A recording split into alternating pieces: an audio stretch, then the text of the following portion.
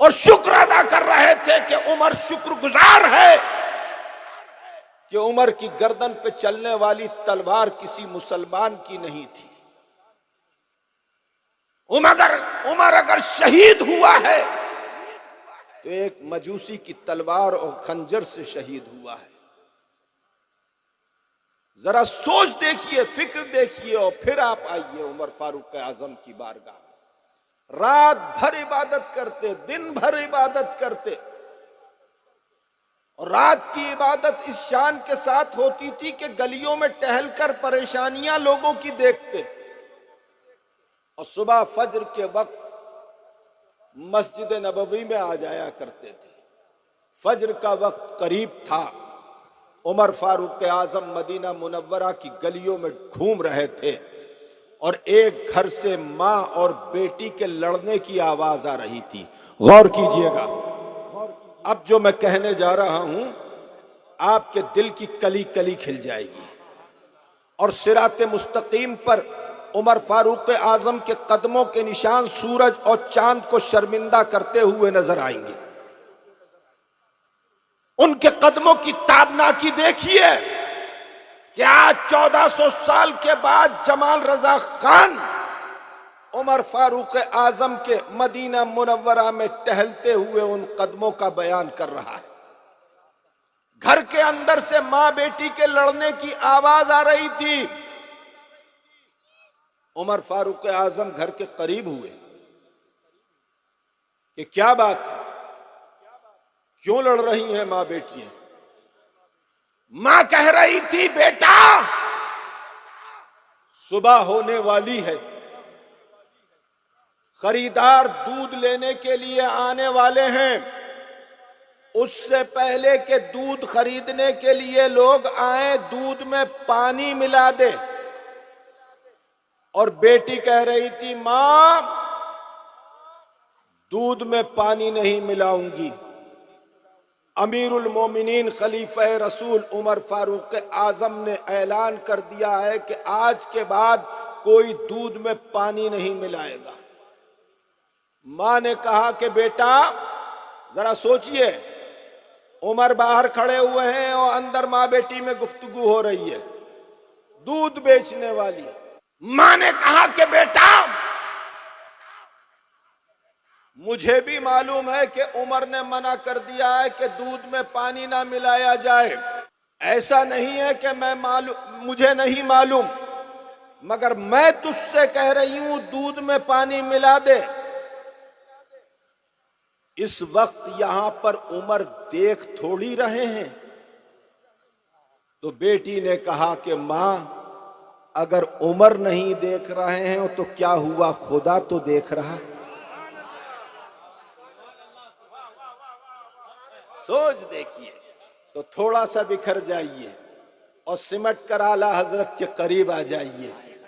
اعلیٰ حضرت امام اہل سنت مجدد دین و ملت، جس ذات نے 4 سال کی عمر پاک میں قرآن مجید ختم کر لیا، 6 سال کی عمر پاک میں اعلیٰ حضرت امام اہل سنت عربی اور فارسی میں فصاحت و بلاغت کے شہ سوار نظر آئے، اور 9 سال کی عمر میں اعلیٰ حضرت امام اہل سنت نے عربی کتابوں کے حاشیے لکھنا شروع کر دیے اور عربی زبان میں تصنیف لکھ کر قوم کے حوالے کرنا شروع کر دی۔ بچپن کا عالم اعلیٰ حضرت امام اہل سنت کا تو خود ارشاد فرماتے ہیں کہ جب میں اپنے گھر سے باہر نکلتا تھا میری عمر 3 سال یا 2.5 سال یا 4 سال تھی تو مردان غیب میرے پاس آیا کرتے تھے اور فصیح و بلیغ عربی میں کلام کرتے تھے، اور میں فصیح و بلیغ عربی میں انہیں جواب دیا کرتا تھا۔ مردان غیب ہر کس و ناکس کے پاس نہیں جایا کرتے، مردان غیب اسی کے پاس جایا کرتے ہیں جو اپنے وقت کا فرد فرید ہوا کرتا ہے۔ میں نے الحمدللہ ثم الحمدللہ حضور مفتی اعظم کے پاس مردان غیب کو کثرت کے ساتھ آتے ہوئے دیکھا ہے۔ میں ان میں سے نہیں ہوں جو کتابیں چاٹتے ہیں، میں ان میں سے ہوں جو اپنے مرشد کے غسالے کو پیا کرتے ہیں۔ میں وہ ہوں کہ جسے میرے مرشد نے علم پلایا ہے، میں وہ ہوں کہ جسے میرے مرشد نے ایمان پلایا ہے۔ الحمدللہ الحمدللہ، میں نے وہ دیکھا ہے ان آنکھوں سے جو شاید تم میں سے کسی نے نہیں دیکھا۔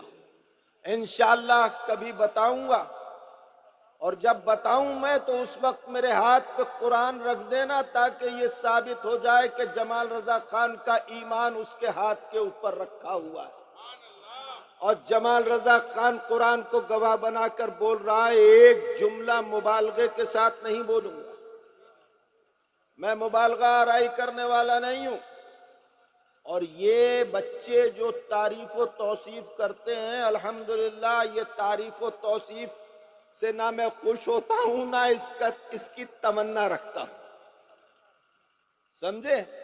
اب آپ دیکھیے، جو میں عرض کر رہا تھا کہ اعلیٰ حضرت سے مردان غیب کلام کیا کرتے تھے، وہ فصاحت و بلاغت کے شہسوار اعلیٰ حضرت امام اہل سنت، عربی اور فارسی میں جس زبان میں وہ کلام کرتے تھے اس میں جواب عطا فرمایا کرتے تھے۔ تو اعلیٰ حضرت کی جلیل القدر شخصیت ان کے والدین کے اوپر ظاہر ہو گئی تھی۔ 2 یا 2.5 سال کی عمر میں اعلیٰ حضرت نے ارشاد فرمایا کہ ابا میں روزہ رکھوں گا۔ ہائے ہائے ہائے ہائے ہائے ہائے ہائے، اعلیٰ حضرت کو دیکھیے، 2-2.5 سال کی عمر میں ارشاد فرما رہے ہیں، اور 2-2.5 سال کی عمر میں 2 سال کی عمر میں بچہ اپنی ماں کے پستان سے لپٹا رہتا ہے، اور اس عمر میں اعلیٰ حضرت ارشاد فرما رہے ہیں کہ میں روزہ رکھوں گا۔ والد گرامی فقیہ اسلام حضرت العلام مولانا شاہ مفتی نقی علی خان رحمت اللہ تعالی علیہ، جن کی علمی جلالت کا لوہا اس زمانے کے بڑے بڑے فقہاء اور بڑے بڑے نامور علماء مانتے تھے، اور ہماری ماں کہا کرتی تھیں کہ جس طرح سے پوری دنیا کے اندر اس وقت اگر اعلیٰ حضرت کہا جائے تو دھیان بریلی کی طرف جاتا ہے، مفتی اعظم کہا جائے تو دھیان بریلی کی طرف جاتا ہے، سرکار نقی علی خان کے زمانے میں اگر علماء کے بیچ علامہ کہا جاتا تھا تو سب کی توجہ سرکار نقی علی خان کی طرف جاتی تھی۔ بالاتفاق اجماع تھا علماء کا کہ سرکار نقی علی خان اپنے وقت کے علامہ ہیں۔ تو سرکار نقی علی خان سے عرض کیا کہ میں روزہ رکھوں گا۔ سرکار نقی علی خان نے فرمایا کہ بیٹا ابھی تم بہت چھوٹے ہو، گرمی کے دن ہیں اور بہت بڑا روزہ ہے، 17 گھنٹے کا روزہ ہے، جب سردیاں آئیں تو روزہ رکھ لینا، اس وقت پیاس اور گرمی تم سے برداشت نہیں ہوگی۔ عرض کیا ابا میں روزہ رکھوں گا، منع مت کیجئے۔ بیٹے کی آنکھوں میں آنسو آ گئے، باپ نے سینے سے لگا کر رخسار کو بوسہ دیا اور کہا کہ اچھا بیٹا رکھ لینا۔ ہائے ہائے، روزہ رکھنے کے لیے روزہ رکھنے کے لیے رو رہے ہیں، سمجھے؟ الحمدللہ الحمدللہ، میری بیٹی نے 4 سال کی عمر سے روزے رکھے، اور 4 سال کی عمر میں روزہ رکھا میری بیٹی نے، اور آج تک کوئی روزہ اس کا نہیں چھوٹا۔ آج تک میری بیٹی پورے مہینے کے روزے رکھتی ہے جب تک اس کے اوپر روزہ فرض ہے، ہر اس دن کا۔ 4 سال کی عمر سے رکھ رہی ہے۔ میرے چھوٹے بچے کا بھی یہی عالم ہے، محمد رضا خان کا، انہوں نے بھی 5-6 سال کی عمر سے روزہ رکھے، آج تک روزے رکھ رہے ہیں۔ یہ صرف اور صرف مفتی اعظم اور اعلیٰ حضرت کا فیضان ہے، ہماری کوئی تربیت نہیں۔ یہ بات میں اس لیے نہیں بتا رہا کہ مجھے اپنی بیٹی یا بیٹے کی تعریف کرنا مقصود ہو، میں اس لیے بتا رہا ہوں مسلمانوں کے ہر گھر میں بچی اور بچہ جب ہو تو اس کی تربیت اس انداز کی ہونا چاہیے کہ رمضان آئے تو بچہ خود کہے کہ ابا میں روزہ رکھوں گا۔ اللہ اکبر، اللہ اکبر۔ سرکار نقی علی خان نے ارشاد فرمایا اچھا بیٹا رکھ لینا۔ سحری کا وقت آیا تو اعلیٰ حضرت امام اہل سنت 2.5 سال کی عمر پاک اٹھ کر بیٹھ گئے۔ اعلیٰ حضرت نے سحری کی، فجر کی نماز ادا کی اعلیٰ حضرت امام اہل سنت نے، اور جب سورج شباب پر آیا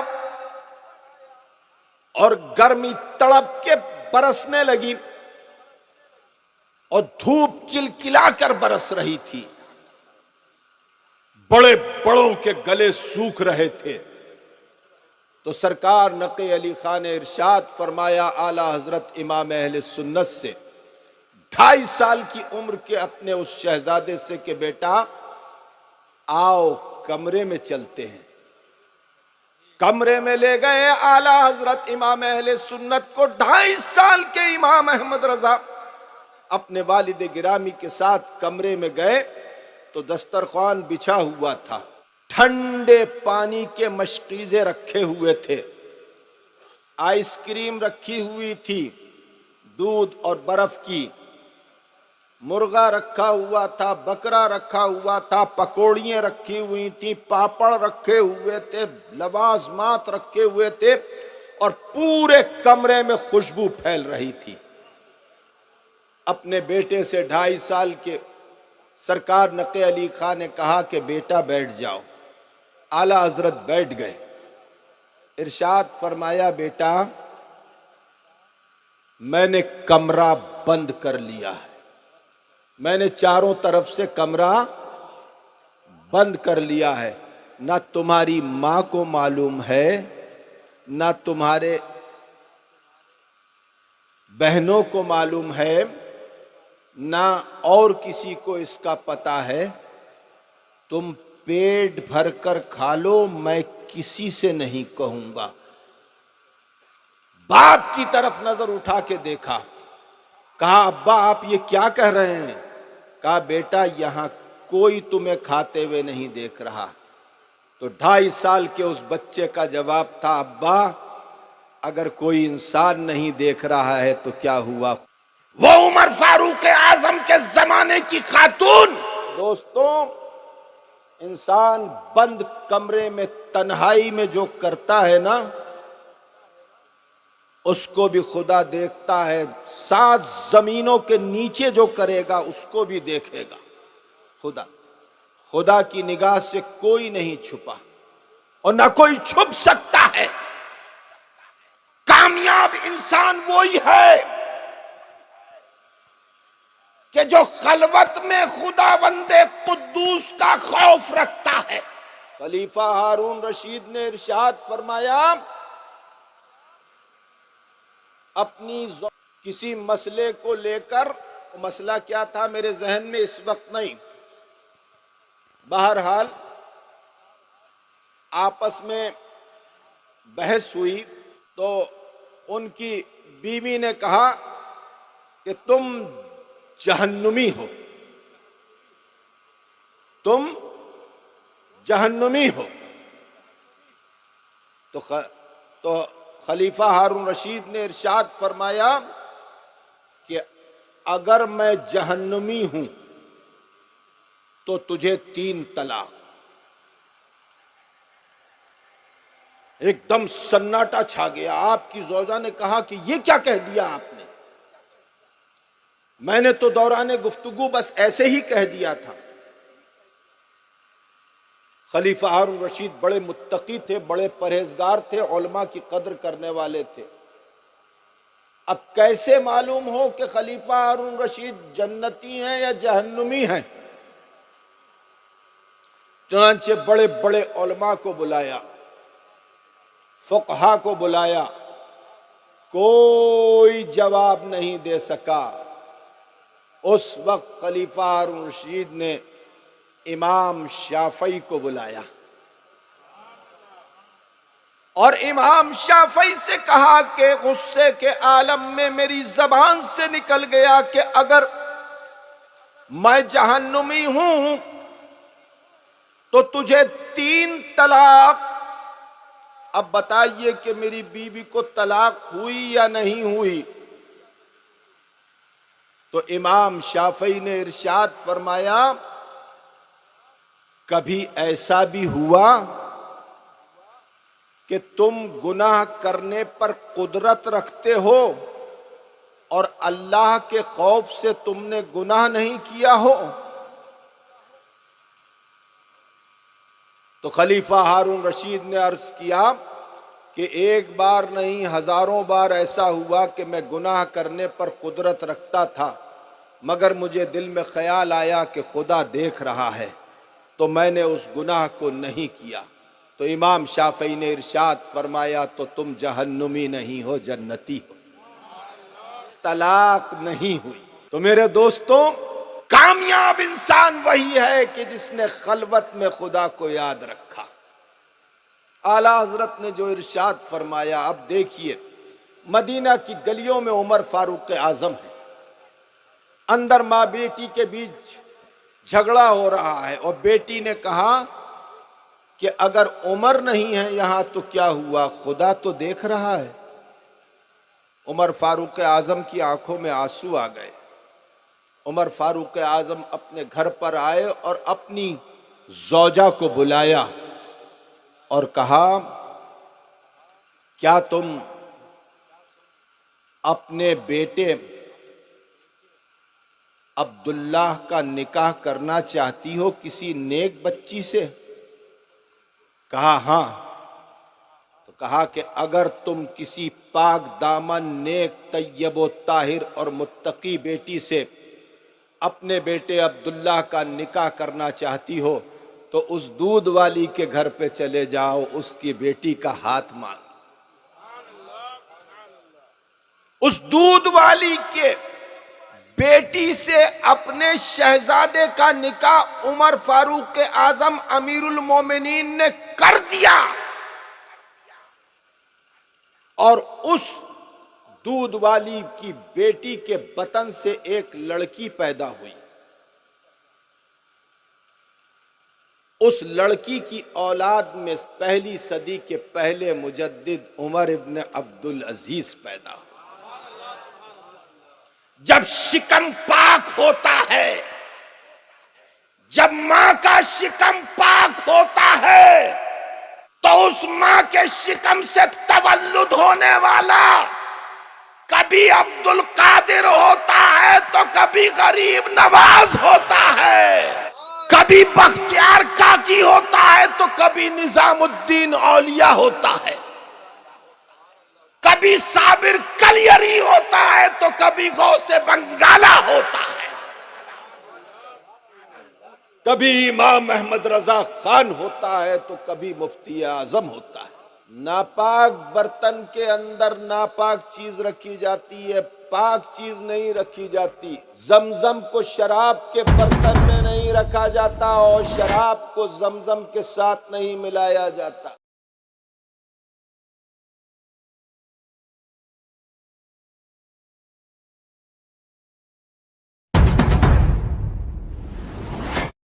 خواجہ غریب نواز کے متعلق کہا گیا. خواجہ غریب نواز کا مقام کیا ہے؟ ایک نوجوان خواجہ غریب نواز جب نئے آئے نا اجمیر شریف میں تو خیمہ